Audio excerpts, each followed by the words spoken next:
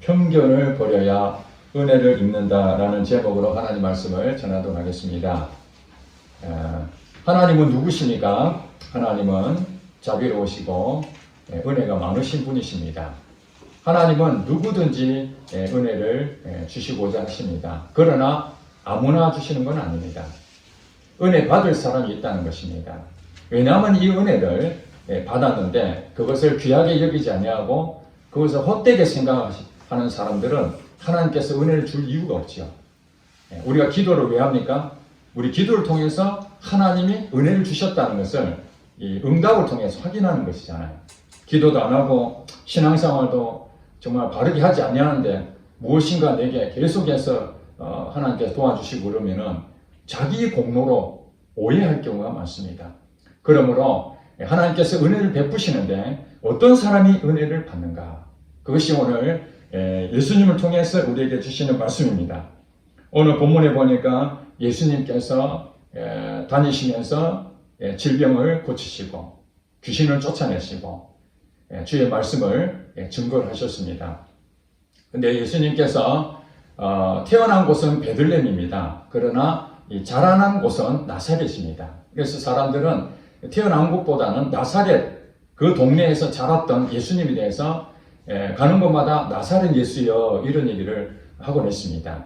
오늘 본문에 보니까 예수님께서 자기 고향이었던 이 나사렛에 가서 회당에 들어가시고 또 거기에 있는 그 이사야 선지자가 쓴 이 성경을 보게 됩니다. 그걸 보면서 오늘 18절에 보니까 주의 성령이 내게 임하셨으니 이는 가난한 자에게 복음을 전하게 하시려고 내게 기름을 부으시고 나를 보내사 포로된 자에게 자유를 눈먼 자에게 다시 보게 함을 전파하며 눌린 자를 자유롭게 하고 주의 은혜를 전파하게 하려 하심이라. 이게 이사야서에 나온 본문의 말씀이었습니다. 이것을 읽으시면서 사람들에게 이 말씀이 바로 예수님 자신에게 응했다 이렇게 말합니다. 21절에 보니까 예수께서 그들에게 말씀하시되 이 글이 오늘 너희 귀에 응하였느니라. 예수님이 오셨을 때에 그 전 이사야 선지자는 700년 전의 사람입니다. 하나님의 대언자였던 이 이사야 선지자를 통해서 앞으로 메시아가 올 건데 그는 성령에 충만하여 가난한 자에게 복음을 전하고 또 눈먼 자를 눈을 뜨게 하는 이런 역사를 일으키실 분이다. 영혼을 구원하실 분이다. 이 부분을 오늘 예수님께서 그대로 읽으시면서 이것이 바로 내게 응했다 이렇게 말씀하신 것입니다. 그러니까 그것을 들었던 나사렛에 있는 이 사람들이 어떻게 얘기하냐면 22절에 그들이 다 그를 증언하고 그 입으로 나오는 바 은혜로운 말을 놀랍게 여겨. 정말 예수님이 말씀하신 것에 대해서 기가 막힐 일이죠. 그들은 늘 구약성을 읽으면서 메시아를 기다렸습니다. 언제 우리나라를 구원할 것인가? 메시아를 기다렸는데 이분이 바로 내가 그 메시아다 이렇게 말하니까 깜짝 놀라는 거죠. 그러면서 하는 얘기가 이르되 이 사람이 요셉의 아들이 아니냐. 이것이 우리가 볼 때 요셉의 아들, 아버지가 육신의 부친으로 요셉이었죠. 이 요셉의 직업은 목수였습니다. 가난한 사람이었죠.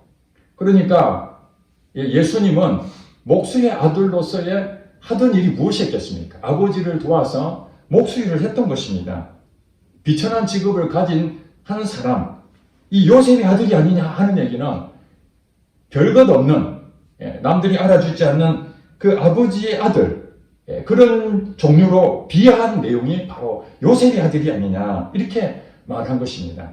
지금 예수님께서 성경을 읽으시고 바로 이 메시아가 나다 하는 것은 하나님이 이 땅에 오셨다는, 하나님 아들이 오셨다는 것을 그들은 믿지 아니하고 사람의 아들로 지금 인식하고 있다는 것입니다. 그래서 예수님께서는 이 말하는 사람들에게 23절에 이렇게 말합니다. 너희가 반드시 의사가 너 자신을 고치라 하는 속담을 인용하여 내게 말하기를 우리가 들은 바 가버나움에 행한 일을 너의 고향 여기서도 행하라 하리라. 이게 무슨 말이냐?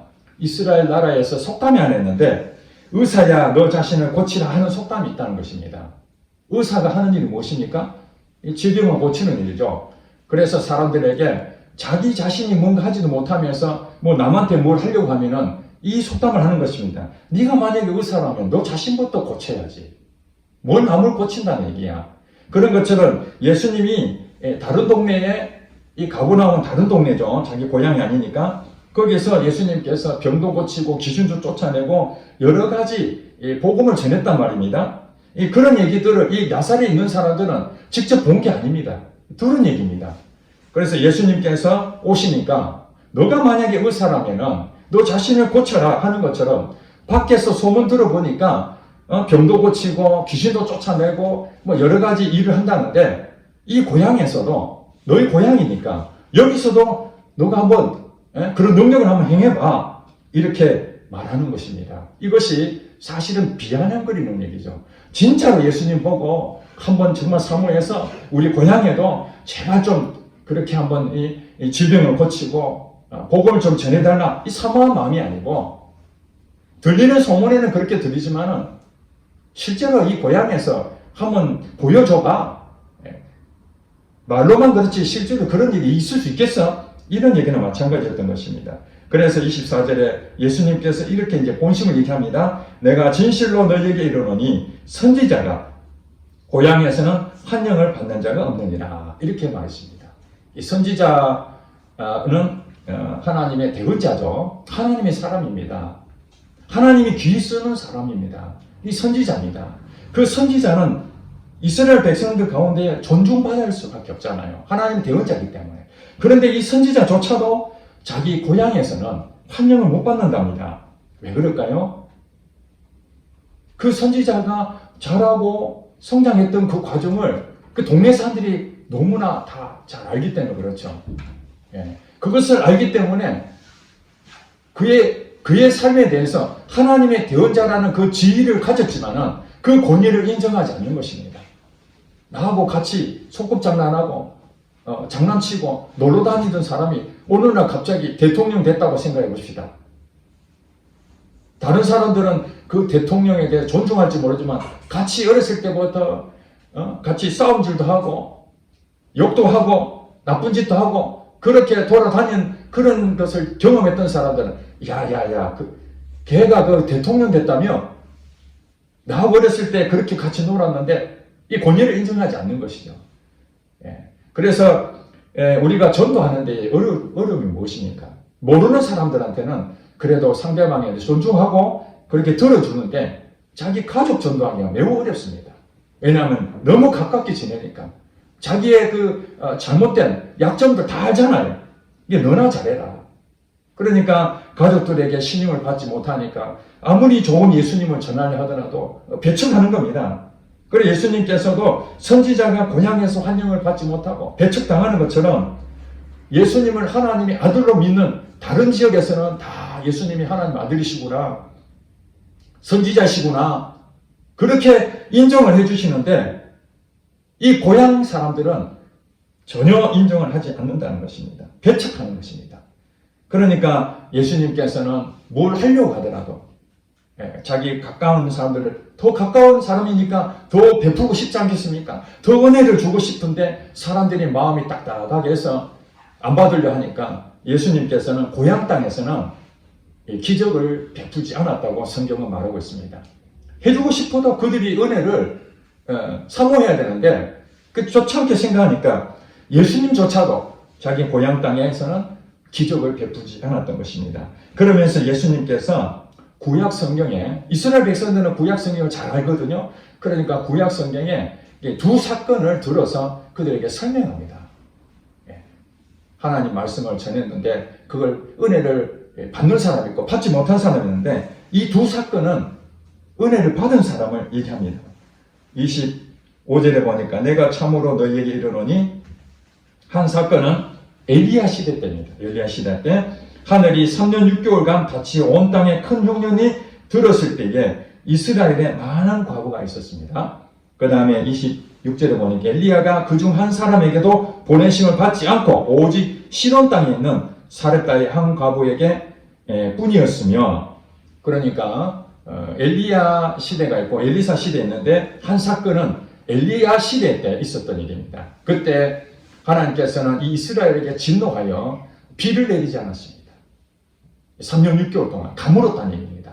오늘날은 그래도 그 저수지나 댐이나 공사를 많이 해서 가물어도 기본적인 물을 댈 수 있는 어떤 환경이 조성이 됐지만 과거에는 그런 시설이 전혀 없었기 때문에 비가 내리지 않는다면 몇 달 비가 안 내리더라도 정말 그 논바닥이 쭉쭉 갈라지는 이런 일인데 3년 6개월 동안 비가 내리지 않는다고 생각해 보세요. 거의 굶어 죽습니다. 죽는 사람이 속출하게 됩니다. 그래서 이 하나님께서 3년 6개월 동안 하늘을 닫혀놓고 비를 내리지 않았을 때에 어떤 일이 있었느냐? 그 많은 사람들이 하나님의 가장 은혜를 입어야 될 사람 누굽니까? 고아와 가부였습니다. 고아와 가부는 정말 누군가 도와주지 않으면 생활할 수가 없습니다. 그런데 이스라엘에 많은 과부가 있었다. 은혜를 받아야 할 사람이 굉장히 많이 있었는데 엘리야가 그중 한 사람에게도 보내심을 받지 않고 누구에게 갔느냐? 오직 시돈 땅. 이스라엘 위에 보면은 북쪽 이스라엘의 위에 시돈 땅이라고 있습니다. 이방 땅입니다. 그 시돈 땅에 오늘 그 신약 성경 본문에 예수님께서는 사렙다라는 지역을 얘기하는데 구약 그 열왕기상 17장에 나옵니다. 이 내용이. 나중에 가셔서 여러분들이 이 엘리야 시대의 한 사람, 이 과부에 대한 얘기는 열왕기상 17장에 나오는데 거기는 사르밧이라고 해석하고 있습니다. 같은 지역입니다.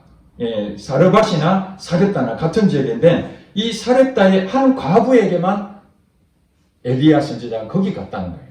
자, 열왕기상 17장에 잠깐 설명해 드리면 이 내용이 그렇습니다. 3년 6개월 동안 이제 비가 내리지 않는 그 가운데에 하나님께서는 엘리야 선지자에게 그리 시냇가로 가라고 명령합니다. 물이 없는데 시냇가로 가라는 거예요. 거기는 물이 좀 있었던 것 같습니다. 그러니까 엘리야 선지자가 그리 시냇가에 가서 물을 먹습니다.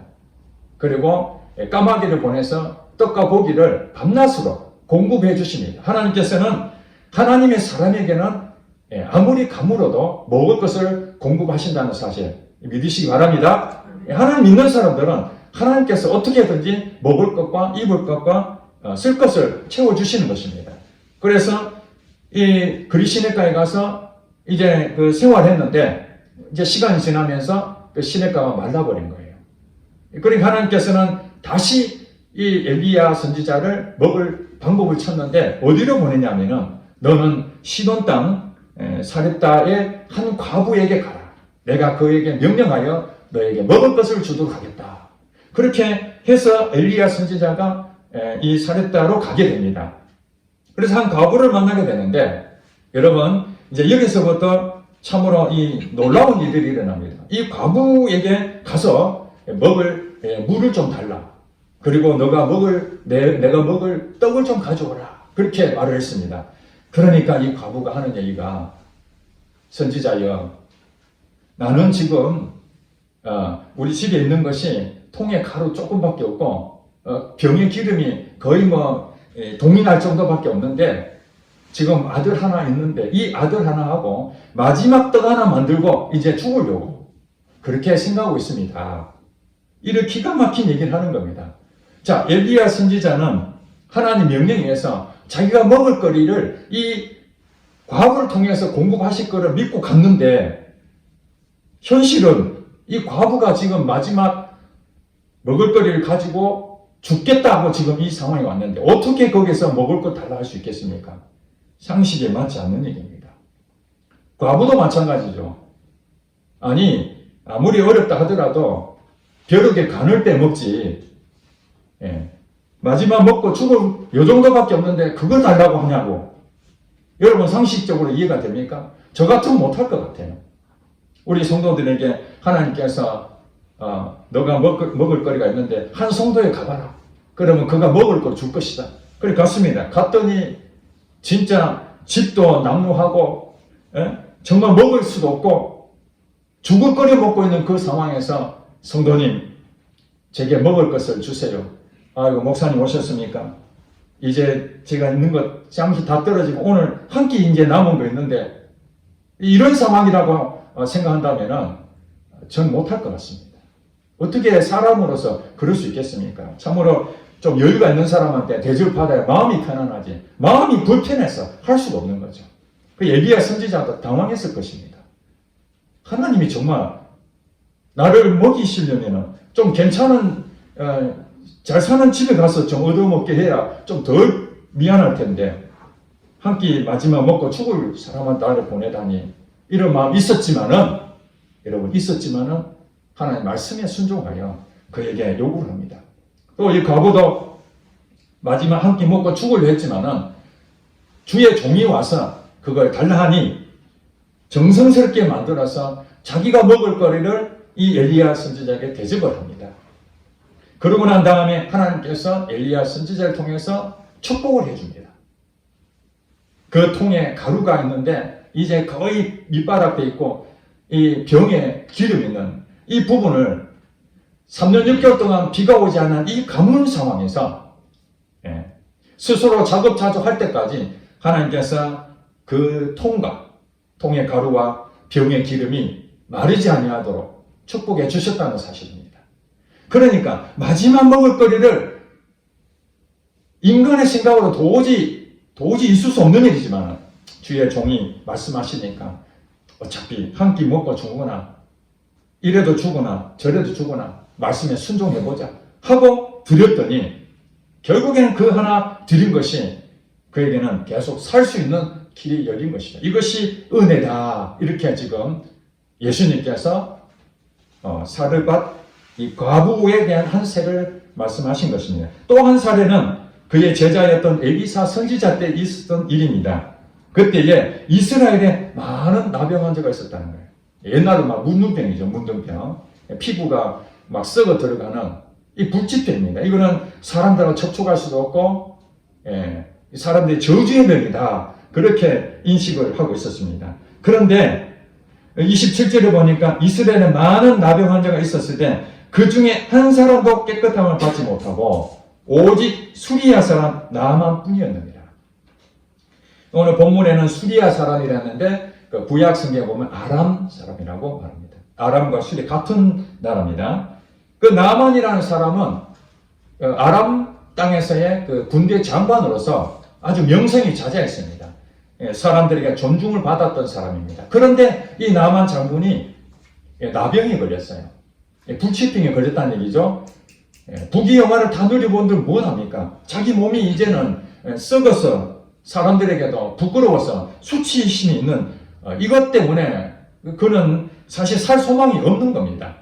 이럴 때에 하나님께서 그게 소녀로 포로로 잡혀갔던 한 여인을 통해서 이스라엘 땅에 엘리사 선지자에 가면은 나을 수 있다라는 복음을 듣게 됩니다. 그때에 이 나아만 장군이 그래 이 땅에서 내가 고칠 수가 없는데 외국 나라라도 언제든지 내가 가서 몸을 고칠 수만 있으면 가야 되겠다 해서 엘리사 선지자까지 옵니다. 그때 엘리사 선지자는 왔던 그 나아만 장군을 영접도 하지 아니하고 그 종을 보내가지고 그렇게 말합니다. 앞에 가서 요단강이 있는데 요단강에 가서 몸을 7번 담궜다 나와라. 그러면은 당신 나병이 깨끗하게 고침받을 것이다. 그 한마디만 던졌습니다. 나아만 장군이 기분이 매우 나빴습니다. 왜냐하면 자기 나라에서 자기는 그래도 나병을 걸렸지만은 전쟁의 영웅이었고 사람들에게 큰 존중을 받을 사람이었는데 적어도 자기 생각에는 아무리 자기를 고칠 사람이라 할지라도 자기 앞에 나와서 무릎 꿇고 예를 갖추고 그리고 하나님을 믿으니까 하나님께 부르짖어 자기의 손을 가지고 이 나병에게 치유할 수 있는 온갖 방법들을 그 당시에 이방 문화는 그랬습니다.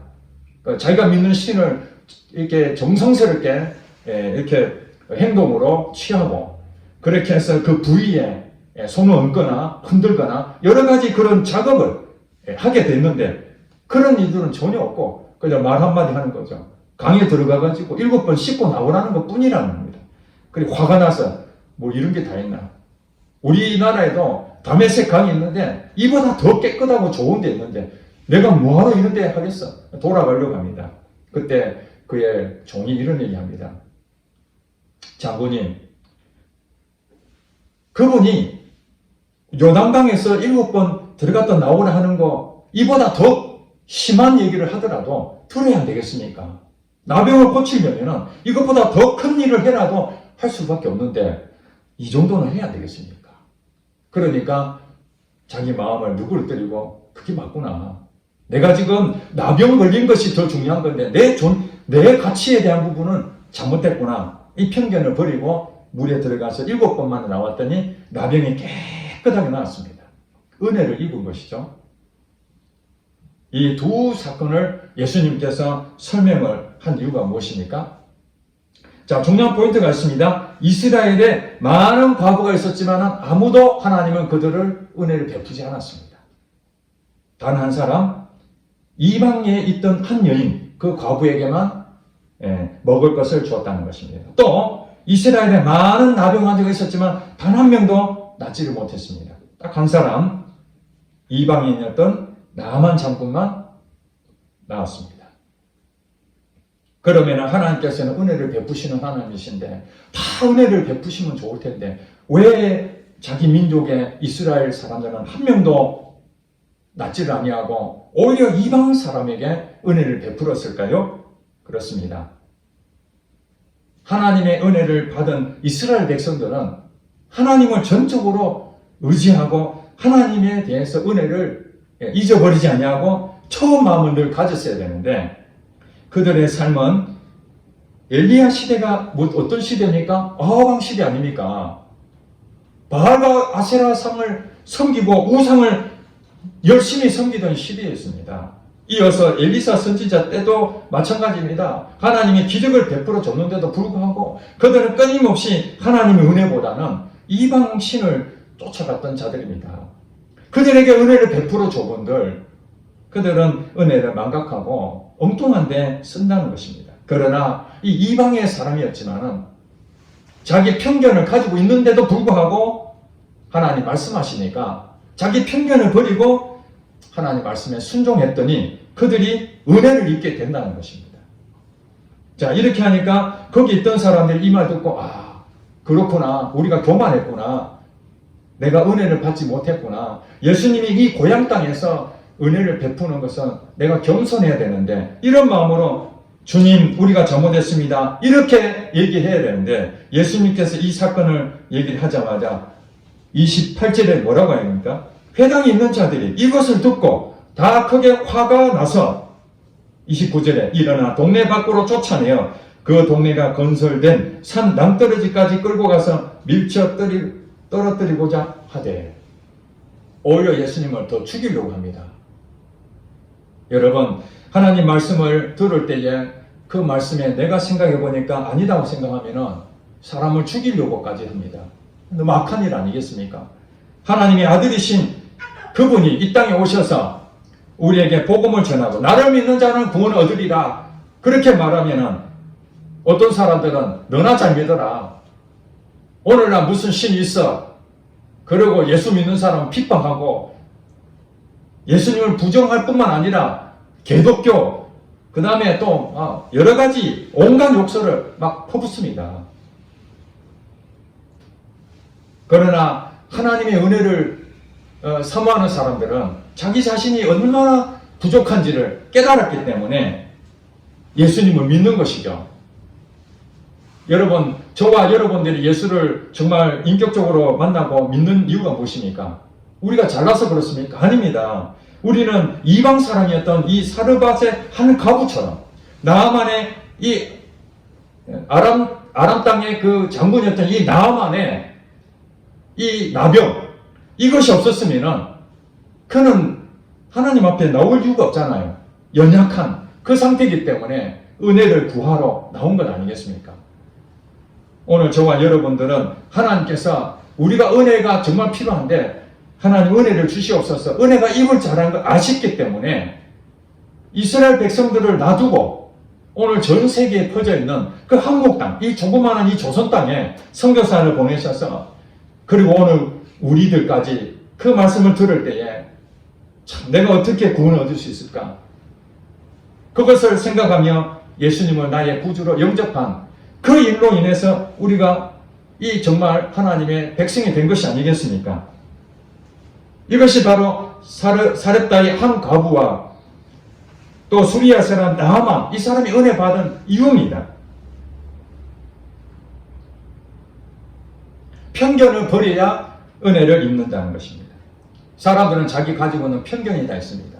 내 생각이 다 옳다는 거예요. 사사기 선지자 사사기에 보면은 그 마지막 주제가 있습니다. 당시 왕이 없으므로 자기 소견에 옳은 대로 행하였더라. 왕이 왜 없습니까? 하나님 왕이신데 그들 눈에 보이는 왕이 지금 필요했던 것입니다. 그러니까 자기가 왕이 되어서 자기 소견에 옳은 대로 신앙생활을 한 것입니다. 제사장은 하나님께 정해진 레위 지파를 통해서 해야 되는데 아무나 데려와가지고 제사장 세워주고 우상을 섬기고 자기 마음대로 신앙생활을 하는 것입니다.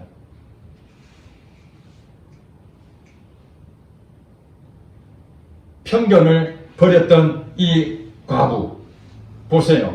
마지막 먹을 거리인데 내한테 이 떡을 잘랐을 때 기가 막힌 일 아닙니까? 물속에 들어갔다 나오면 낫는다는데 어찌 그런 일이 있을 수 있겠습니까? 나병에 낫는 것하고 물에 들어갔다 나온 것은 무슨 관계가 있겠습니까? 자기 생각을 버리지 않을 때는 치아라고 가려고 했는데 그러나 하나님 말씀이라면 한번 순종해보자. 그 일로 인해서 편견을 버리니까 하나님의 은혜가 임한 것이죠. 저는 우리 성도들 가운데 참 많은 간증을 제가 많이 듣고 너무나 감사합니다. 또 오늘 말씀을 준비하면서 생각이 났습니다. 우리 임군사님께서 과거에 간증한 내용 중에 한 가지가 찬양을 막 하다가 하나님께서 갑자기 마음에 너가 찬양대를 만들어라 그 마음을 주셨다는 거예요. 교회 상황적으로 찬양대를 만들 만한 사이즈도 아니고 또 임군사님이 노래를 엄청 좋아해가지고 찬양대를 만들려고 어렸을 때부터 꿈을 꾼 것도 아니고 아무것도 준비가 되지 아니하고 그런데 찬양대를 만들어라는 그 말 한마디에 그냥 한 귀로 듣고 흘릴 수도 있지 않습니까? 무슨 내가 그런 일을 할 수 있는 것도 아니고 그런 위치도 아니고 그런 교회 사이즈도 아니고 그렇게 생각하고 넘어갔다면 그 은혜를 받지 못했을 것입니다. 그런데 그 말씀을 주신 것을 내 생각, 내 가지고 있는 편견을 다 버리고 하나님 말씀에 한번 순종해보자. 그러면서 나오기 시작했는데 그 찬양대를 만들어라는 것은 예배를 매주 나와서 은혜를 받아라는 거였던 거죠. 그래서 그 찬양대를 만든 그 일로 인해 가지고 예배를 소중하게 여기게 되고 하나님께서 시간마다 은혜를 베풀어 주는 그 간증을 제가 듣게 됩니다. 그렇습니다. 어떤 선교 단체에서 교회에 와서 이렇게 선교에 대한 비전을 설명하죠. 그러면서 그분들은 무슨 얘기합니까? 이 선교에 대한 마인드를 우리에게 소개하고 또 후원을 요청하지 않습니까? 그들은 다 자비란이기 때문에 선교사를 보내려면 그 재정적인 뒷받침이 돼야 되거든요. 그 선교사님들이 교회 가서 선교 보고를 하려고 그러고 또 가서 이제 목사님들 만나려면은 잘 안 만나주려고 해요. 왜 그렇습니까? 성도들이 헌금에 대한 부담을 가질까 봐. 여러분 제가 투르키에 이 지진 났을 때에 사실은 많은 단체에서 또 선교 지었죠. 그 투르키에 거기도 교회도 무너지기도 하고 그래서 이 전국 각지에서 전 세계에서 그게 돕자고 할 때에 저도 마음에 성금을 해야 되겠다 이런 마음은 들었지만은 당장에 제가 말을 못했습니다. 왜냐하면 혹시라도 여러분의 헌금 얘기하면은 또 마음에 시험에 들고 부담을 가질까봐. 그런데 하나님께서 그 여진이를 통해 가지고 튀르키예 그 성금을 해야 되겠습니까? 그 마음을 주셔서 여러분에게 그렇게 말을 한 겁니다. 그리고 예전에 또 암에 걸렸던 우리 조 목사님 처음으로 구제를 해야 되겠다. 참 헌금 얘기한다는 것이 목회자 입장에서는 우리 성도들에게 매우 부담스러운 일이 아닐 수가 없습니다. 아무것도 안 하면 괜찮은데 오히려 얘기했다가 성도들 부담을 가질까. 그런데 이런 생각 가졌습니다. 오늘 본문 내용을 보니까 사렙다 과부의 심정을 제가 봤습니다. 인간적으로 생각한다면 사렙다 과부에게 엘리야가 먹을 거 달라고 하면 안 됩니다. 그렇지 않습니까? 그런데 하나님께서는 그 많은 사람 가운데에 없는 가난한 한 여인에게 엘리야를 보내서 그것을 달라고 했던 것입니다. 그 이유가 무엇입니까? 그냥 줄 수도 있지 않겠습니까? 그런데 그가 정말 하나님에 대한 마음을 순종하겠는가? 그걸 한번 보는 거죠. 너가 먹을 걸 달라는 것은 하나님 빼앗아 가고자 하는 것이 아니라 오히려 이 과부로 살리려고 엘리야를 보내신 겁니다. 복받는 일이라는 거예요. 그렇습니다. 목회자로서 여러분들에게 때로는 편안하게 해주고 부담을 안 주려고 하지만은 때로는 하나님께서 제 마음속에 여러분들에게 이걸 하길 원한다. 또 여러분 구제합시다. 어려운 사람 도웁시다. 이런 얘기를 하는 이유는 뭐냐면은 바로 여러분들이 이 사렙다 과부처럼 그것을 하나님 말씀을 믿고 현실적으로는 도저히 이건 말도 안 되는 얘기지만은 그렇구나. 하나님이 내게 그걸 원하시는구나. 그렇게 하나님 귀를 열어서 그에게 순종하게 만들어서 은혜를 베푸신다면은 제가 그 일을 해야 되지 않겠습니까? 때로는 엘리야 선지자처럼 그런 일을 해야 되는 것이 목회자의 사명 아니겠습니까? 저도 목사가 되고 싶어서 된 것이 아니라 하나님께서 저에게 목사로 부르는데 이 목회자의 입장은 저 개인적인 일도 아니고 성도를 살려야 되고 본을 보여야 되는데 얼마나 그 제약이 많겠습니까? 얼마나 많은 부담이 되는지 모릅니다. 그래도 하나님께서 제게 원하심이 있기 때문에 내 편견을 버리고 내 자신을 볼 때에 얼마나 허물이 많고 연약하고 사람들 앞에 제가 이렇게 지금 나서서 설명을 하고 있지만 말씀을 전하고 있지만은 저는 고등학교 때까지 앞에서 나서서 손을 들어본 적도 없는 사람이었습니다. 그만큼 내성적으로 사람들 앞에 가면 두려움이 막 이렇게 늘 있던 사람이에요. 지금도 물론 막 당당하고 자신감 있게 하는 건 아닙니다. 늘 설 때마다 하나님 힘을 주셔서 이렇게 하는 것이죠. 온누리교회, 서울 온누리교회 하용조 목사님이 계시는 지금은 돌아가셨습니다. 그 연예인들이 그 교회 많이 다닙니다. 근데 거기에 그 한 장로님이 계셨는데 그 당시 장로인지는 아닌지는 모르겠습니다. 그러나 지금 장로님이신데 그분이 가정에 부부 불화가 굉장히 심해져서 그 두란노 아버지 학교, 부부 학교 뭐 이런 것을 교회에서 이제 시작하게 됐는데 그 첫 번째로 아버지 학교를 수료를 하게 됐습니다. 근데 어느 날 이 하용주 목사님이 그 장로님을 불러서 어떻게 말씀하시냐면은 우리 교회에서 아버지 학교를 하는데 우리 교회뿐만 아니라 이 사회적으로 전국적으로 이 아버지에 대한 이 회복이 좀 필요할 것 같은데 당신이 그 일을 좀 맡아줬으면 좋겠다. 이분은 결혼 생활이 완벽한 것도 아니고 그분의 간증을 들어보면은 늘 부부싸움에서 이혼해야 될 그런 상황에서 이 아버지 학교를 처음으로 수료한 것 뿐인데 그 목사님이 정권적으로 이분한테 이 아버지 학교 사역을 해보라고 그렇게 말해요. 얼마나 큰 부담이 되겠습니까? 뭔가 할 줄 알고 그 가정에 대해서 공부도 좀 하고 이랬다면 자신감이 있을 텐데 아마 하나님께서 이 목사님에게 그 마음을 주셨던 것 같아요. 이 장로님에게 가정사역을 하라고. 그랬더니 맨날 며칠 고민하다가 그걸 수용하게 됐습니다. 그래서 그분을 통해서 전국 두란노 아버지 학교가 세워지고 지금까지 41만 명이 이 아버지 학교를 수료했습니다. 저도 아버지 학교를 수료했습니다. 그렇습니다. 그분이 만약에 그 목사님 말씀하시는 것을 순종하지 않냐, 나는 도저히 못합니다. 이런 편견을 가지고 있었다면 아마 그 일의 주인공으로 쓰임받지 못했을 것입니다. 사랑하는 성도 여러분, 하나님께서 때로는 여러분에게 이 부담을 주실 때가 있습니다. 여러분 올 때는 나는 준비도 안 되어 있고 나는 지금 환경이 안 되고 나 너무 바쁜데 하나님께 때로는 여러분의 시간을 요구할 때가 있습니다. 나를 위해서 너가 이 시간을 좀 빼라. 아이고 하나님 지금 내가 바쁘고 이거 하는 일이 한두 가지 아닌데요. 정말 못하겠는데요. 그러나 하나님 말씀하시니 내가 해보겠습니다. 하나님께서 헌금을 하라. 물론 저를 위해서 하라는 것이 아니라 어려운 이웃을 위해서 하나님 나라를 위해서 그런 재정을 흘려보내라 그러면은 우리가 계산을 먼저 할 것이 아니라 이 과부처럼 아무것도 없는데 도대체 뭘 하라는 거야? 난 빚밖에 없는데 그래도 하나님 말씀하신다면 하나님 책임지시겠지 하고 하신다면 하나님은 우리에게 은혜를 베푸시기 위해서 여러분 부담을 주시는 줄 믿으시기 바랍니다. 아멘. 여러분들의 믿음의 분량에 따라서 여러분들에게 부담을 주는 거예요. 아주 어린아이한테 얼마나 큰 부담을 주겠습니까? 아닙니다.